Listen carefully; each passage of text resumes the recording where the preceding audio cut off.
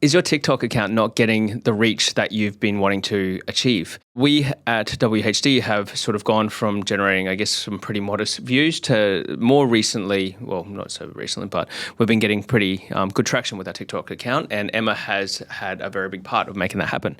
So today I'm joined with Emma, our social media coordinator, today to provide a bunch of tips for how to increase your, I guess, overall reach on TikTok organically. Emma, welcome. Thank you. Hi. Everyone knows they need to be doing TikTok. I mean, we're doing it very heavily here, even for ourselves and for a lot of our clients now. Yeah. So what are you finding are businesses doing wrong and that they could be doing better to help improve their performance on the platform? Yeah, I think for some general tips on the platform, I think people obviously know that they have to do it. It's been around, but it's still quite new for, I guess, a lot of businesses. It's kind of been a bit of a hard sell for us to get people on there. But I think when it comes to kind of making sure that you are in line with the platforms, there's a few tips with that. There's utilizing trends, but making sure that they match your business. You can't just go on and do like a bunch of random trends and hope that it works. Okay, because that's something that you guys have been trying to push me that like, hey, we should be doing trends. And I'm like, yeah, cool. But isn't that just going to get a whole bunch of people who like a trend to see your stuff, but they potentially aren't your ideal customer? So how or why should businesses be using trends that's going to actually be of benefit to them? Yeah, so I think trends is also quite broad. So there's definitely the like specific trends that have it's the trending audio, you do this particular thing, and you can relate it back to your niche. And I think with our TikTok, our goal, I guess, is to show prospective clients that we're on top of the trends. Because then if we have a client that signs on, we are on top of the trends and we know exactly what they need to do, which the trend might be more suited to them, but like they can see that we are keeping on top of things. Okay. So for our TikTok, we're definitely trying to show that we are on top of things, and doing a trend and relating it back to your niche kind of makes that work. So then if you're not like, for us, it makes sense because we need to show, hey, we understand this platform. But say I'm a mortgage broker, I don't need to show I need to use the platform. I just want people to use my services for mortgage broking. Yeah. How would that relate to them doing it, and how would they go about it?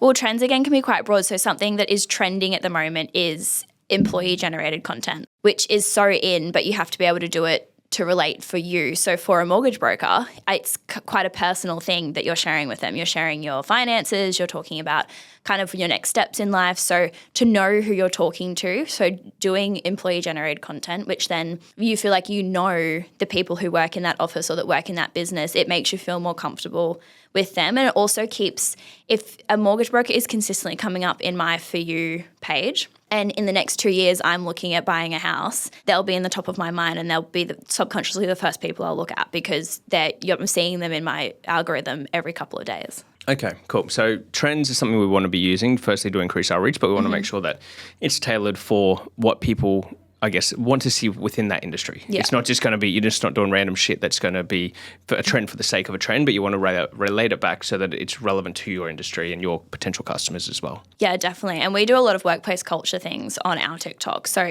again, our clients know who we are. We're showing that we're on top of the employee generated content trend, and then also doing actual niche trends that kind of work well for us. So it kind of, you do all of it and it works well together. Okay. And so what's the next tip you got? So going along with kind of platform specific, TikTok is quite different to, well, it was, everything's kind of trying to copy each other now, but TikTok was quite different in the fact, don't ever delete a low performing video, because TikTok, if you are consistently deleting videos just because they haven't performed well, TikTok will start to recognize that you're not stable on the platform. And then also a TikTok has the ability to go viral months, even a year later. We had a video that it did actually quite well when we first posted it, got about 11,000 views. And then a month or two later, in my reporting, it popped up and it had 55,000 views. So it had just gone viral about 2 months after posting. Okay. So it always has the ability to pop back up again. So don't get disheartened about a low performing video. Okay. So I guess the point of this is then, even if your feed isn't full of really high performing videos, don't stress out about it. It's better to have them on there than to actually delete them, because it's sending the right signals to TikTok. Yeah. What if I upload something and I fucked it up and it's like just wrong? And is it cool to delete then and repost it again, or what's the best thing to do there? Yeah, there's like, I make spelling mistakes or things like that, and I can edit that, but say I've done it in the caption. TikTok actually has a new feature now where you can delete, edit, and re-upload. So I don't know how that affects your algorithm because it's quite new, but you can't help deleting it sometimes. It happens. I've posted the wrong thing, or I did something yesterday and posted something wrong and I had to delete it. So that's fine. But it's just, if every video that we posted that got under 1,000 views I deleted, TikTok would be like, what are you doing? You're not consistent. We're not going to push you out because you're not consistently on the platform. Okay, cool. So there's the sort of two different situations. Not an issue if you make a mistake and you want to redo it, but just for clearing it up for the sake of trying to make your page look better, it's best not to do that. Yeah, definitely. All right, what's next? Really simple. It seems like a no-brainer, but it gets forgotten all the time. Do things like wipe your camera down, make sure your lighting's good. There's another tip that I've got as well that is you don't have to strive for perfection. Consistency over perfection is a lot better when it comes to TikTok. So you don't need this highly produced, perfect video, but a messy, like a dirty camera lens is never good. Okay, cool. So keep your stuff clean, but don't worry too much about high production. Which seems so simple, but it is forgotten all the time. I think sound's important too, isn't it? Because sound's as basic as your video production can be, like you want it to look organic. I think your sound could never, you could never do too well on your sound. No. Because sound is always so important for getting your message across. And so definitely. Invest in getting the right microphone or whatever to make sure sound's right, but then using your phone or whatever is ideal for the actual video side of things. Yeah, perfect. TikTok actually doesn't like highly produced videos. So the sound and things, we have a million different 2-second clips of myself and Mello, who are on the TikTok the most, checking the mics. It's like we'll whisper into the mic to make sure it's actually working.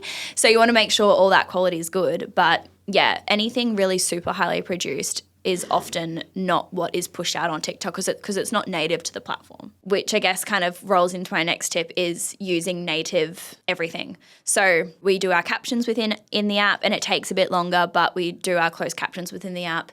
We do kind of edit outside the app sometimes, which is fine, but then using captions, using the text that's within the app, if you can, doing your overlays within the app, things like that, TikTok really, because every platform fights against each other. Everyone wants to be the top performing platform. So for each platform, we kind of edit the content slightly to be good for each platform. Okay, so we want to make sure that we are just filming ideally on our phone, editing it within the CapCut app. Is that what you're using? CapCut, and then uploading it directly into TikTok and then adding any captions in the app as well. So you're adding captions in CapCut or you're adding captions in the app? In app. In app, yeah, okay. TikTok prefers it a lot more. So even though TikTok owns CapCut, don't they? Yes. But they still want you to do the actual captions. You get better reach if you've got captions in TikTok. Yeah, just everything kind of helps. It's not the end of the world. You want to be if it's the only way you can get a TikTok out, it's way better to just get one out. Yeah. But every little tip and trick can kind of help improve your reach. Okay, and scheduling. So what about that? Yeah. We know, especially if you're doing a lot of production and a lot of content, it is ideal to be able to go, all right, cool, I'm just going to schedule this out over the next month so I don't have to think about it. What's the best practice there for doing that? It is kind of hard to pinpoint because I know from my experience, I have had some that I've scheduled that have done really well and then some that I've scheduled that have done really poorly.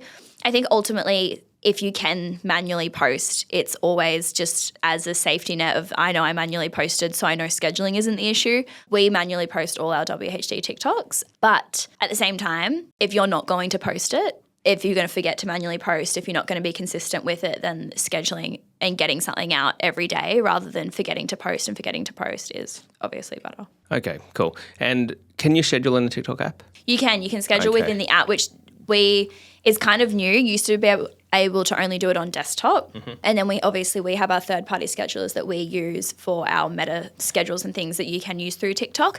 But yeah, within the app is new, so we kind of still have to test whether scheduling within the app has the same performance as manual posting. Yep. I can imagine it would be better just knowing how the platform works. It would be better than scheduling through third-party, but yeah, kind of still testing that one. All right. Well, I think that gives people plenty of things to be thinking about the next time that they're going to post. So I guess as a summary, we want to make sure that we're editing in app, we're scheduling ideally or posting manually, but all within the app, not using a third-party platform. Yeah. Keeping our lens clean because we don't want a dirty screen. Yeah. Using good sound. Just being consistent, and your strategy takes time. So not being disheartened. Don't delete your low-performing TikToks because they can pop off way later down the track. Okay, and if you do make a mistake, just delete it and replace it because it's better than having mistakes on your stuff and being stressed about that. Yeah, exactly. Okay, cool. Well, I think we'll get you back for a second part of this, and maybe we'll be talking about Instagram next time because again, I think there's plenty of different tips and rules that differ to how you should be doing on the TikTok platform. Yeah, definitely. Cool. Well, thanks so much for joining and thank you for watching.